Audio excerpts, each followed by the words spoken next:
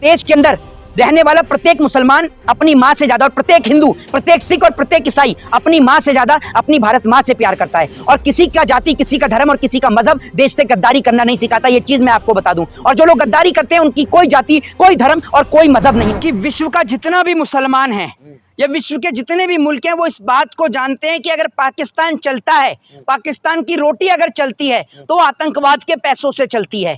यही कारण है कि बहुत सारे देशों में जब पाकिस्तान के लोग जाते हैं तो उनके साथ बदसलूकी होती है, उनको चेक करा जाता है। यही सबसे बड़ा कारण है। और मैं आपको बता दूं कि पाकिस्तान आज की वजह से अपने पूरे मुल्क को तबाह करवा लेगा, अपने लोगों को मरवाने का काम करेगा। क्योंकि पाकिस्तान के रहने वाले आतंकवादी लगातार भारत देश के अंदर आके कश्मीर के अंदर हमला करते हैं। आपने देखा किस तरीके से हमारे देश के 27 से 29 जो लोग थे उनको कितनी बेरहमी के साथ मारा गया।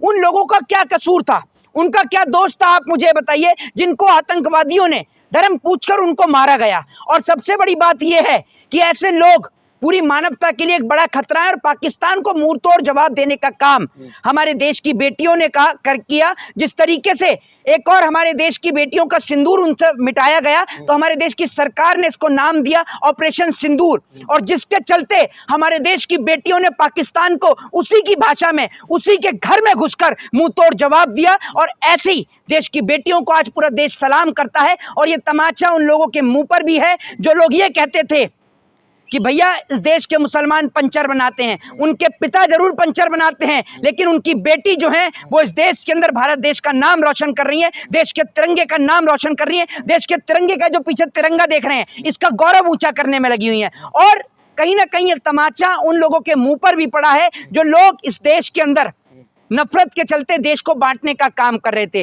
जिस तरीके से लेफ्टिनेंट कर्नल सोफिया कुरैशी ने प्रेस कॉन्फ्रेंस करके जिस तरीके से वो आर्मी को लीड करने का काम कर रही है, और उनके साथ जिस तरीके से वेमुका सिंह, ये देश की दोनों बेटियां जिन्होंने दिखा दिया कि देश की बेटियां सिर्फ घर में रोटी बनाना ही नहीं जानती, जब बात इस देश की आएगी, इस मुल्क की आएगी, तो हाथ में उठाकर देश के खिलाफ गंदी नजर डालने वालों के खिलाफ भी मुंह तोड़ जवाब देना जानती हैं इस देश की बेटियां। लेकिन मोहित शर्मा, जिस तरह से मुसलमान लगातार इसको लेकर के पाकिस्तान के खिलाफ लगातार मुसलमान उग्र हैं, कह रहे हैं कि हमको सेना में भेजिए, लेकिन कुछ नफरती है देश के अंदर जो अभी मुसलमानों को टारगेट कर रहे हैं। देखिए, एक चीज मैं आपको बता देता हूं, बहुत सारे लोग हैं इस देश के अंदर जिन्हों का आप ये समझ लीजिए सोशल मीडिया से रोजी रोटी चलती थी, खाना पीना उनका चलता था, उनका खाना पीना बंद हो गया है क्योंकि देश में नफरत पर अंकुश लग गया है। और जिस तरीके से जब देश की आजादी की लड़ाई को हमने एक साथ मिलकर लड़कर अंग्रेजों को इस देश से खदेड़ा था, तो एक बार फिर वही लड़ाई इस देश में शुरू हो गई है। ये आप देख लीजिए किस तरीके से जब बात देश और इस देश के तिरंगे की आई तो किस तरीके से देश के तमाम लोग एक हो गए,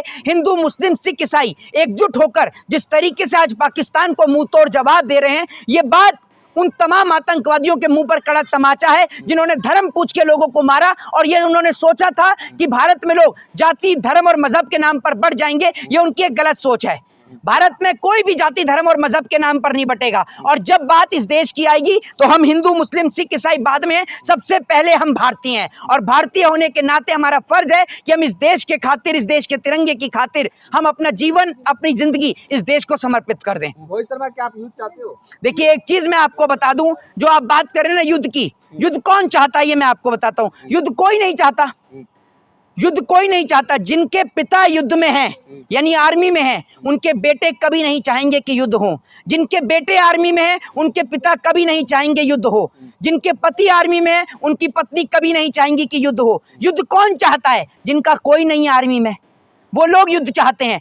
कभी आप उन लोगों से जाकर पूछिए जो लोग बॉर्डरों पर रहते हैं, बॉर्डरों पर रहने वाले लोगों से उनकी फीलिंग्स को पूछिए कि किस तरीके से रात को सोते हैं तो घर के पीछे धमाका हो जाता है और पूरा का पूरा परिवार सहम जाता है। समझ रहे हैं? जंग कोई नहीं चाहता। और भारत जिसने सदैव गुट निरपेक्षता की नीति को अपनाया, भारत ने कभी किसी मुल्क पर हमला नहीं किया। लेकिन भारत ये जानता है कि उसके खिलाफ गंदी निगाहें डालने वाले को भारत छोड़ेगा भी नहीं। एक चीज मैं आपको बता दूं, युद्ध कोई नहीं चाहता। हम तो चाहते हैं कि पाकिस्तान हमसे माफी मांगे, पाकिस्तान हमसे माफी मांगे और पाकिस्तान ये बात कहे कि हम अपने देश से तमाम आतंकवादियों को भगाने का काम करेंगे, तो भारत नहीं जंग करेगा। आप हमारे देश के बेगुनाह मासूम लोगों को मारने का काम करोगे और आपको लगता है कि भारत चुप रहेगा? भारत ऐसा मुल्क है जो किसी भी मुल्क को मुंह तोड़ जवाब देने का काम कर सकता है। जिस वक्त पर हमारे पास हथियार नहीं थे, तकनीक नहीं थी, उस वक्त पर हम लाहौर तक घुस गए थे। आज तो हम सक्षम हैं, पूरी तरीके से सक्षम हैं। और मैं आपको बता दूं कि ये कभी भी सुनने को मिल सकता है। पता चला रात को सोए और सुबह उठे और ये सुनने को मिल जाए कि भैया भारत देश ने अपने तिरंगे को लाहौर तक गाड़ दिया, ये भी आप कभी भी सुन सकते हैं। और इसके अलावा एक चीज मैं आपको कहना चाहूंगा, बहुत गोडी मीडिया के लोग हैं जो इस देश में नफरत फैलाने का भी काम कर रहे हैं और फेक खबर चलाने का काम भी कर रहे हैं। मेरा आप लोगों से निवेदन है कि ऐसे फेक खबर फैलाने वाले लोगों से सतर्क और सावधान रहें। ये फेक खबर फैलाने वाले लोग देश के लिए घातक लोग हैं। अभी आपको बता दूं, आपने देखा होगा किस तरीके से एक जो मुस्लिम भाई हैं, जो मौलवी साहब जो हैं, वो किस तरीके से उनको जब गोली लगी तो उनको किस तरीके से पेश किया गया। भैया एक चीज मैं आपको बता दूं, इस देश के अंदर रहने वाला प्रत्येक मुसलमान अपनी माँ से ज़्यादा, और प्रत्येक हिंदू, प्रत्येक सिख और प्रत्येक ईसाई अपनी माँ से ज़्यादा अपनी भारत माँ से प्यार करता है। और किसी का जाति, किसी का धर्म और किसी का मजहब देश से गद्दारी करना नहीं सिखाता। ये चीज़ मैं आपको बता दूं। और जो लोग गद्दारी करते हैं उनकी कोई जाति, कोई धर्म और कोई मजहब नहीं है।